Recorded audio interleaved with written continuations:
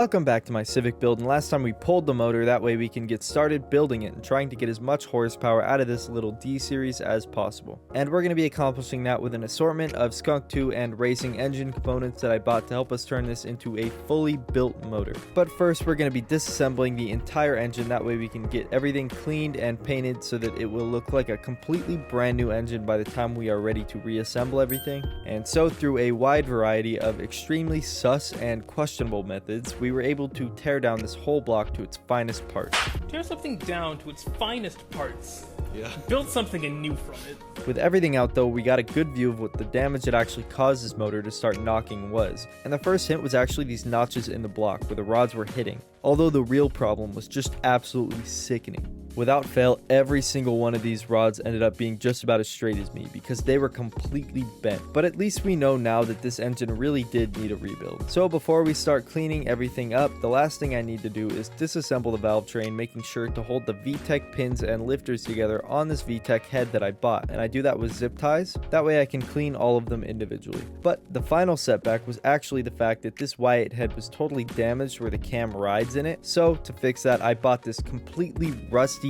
disgusting Z6 head, and this is pretty much the EG equivalent of a VTEC head, and the valve trains are compatible, so I'm going to be using the Y8 valve train in this. But now that we know all the parts that we're actually going to be using for this build, we can get ready cleaning everything. And my method for doing that will be soaking stuff with super clean. It's actually pretty simple to use this stuff. All you got to do is spray, soak, and agitate, and I was absolutely blown away by how good it was working. All this stuff just removed all of the oil staining, and after a quick power washing everything just to get the last little bit off, I was left with parts that looked absolutely brand new. I mean, just look at the entire transformation of arguably the worst oil staining on the whole engine, which was inside the oil pan. This stuff was able to easily eat away at all that oil staining, leaving it completely clean. And all I had to do at that point was give everything a quick wire brush down so we could throw on some of this high temp aluminum paint. And if it wasn't clean before, after spraying them down with this paint, they look like straight up race car shit. But on that note, that's pretty much it for today. Stick around for next time though, because we're going to be porting the head, notching the block, and resurfacing everything so that this engine can be ready for all the power that we're going to throw at it.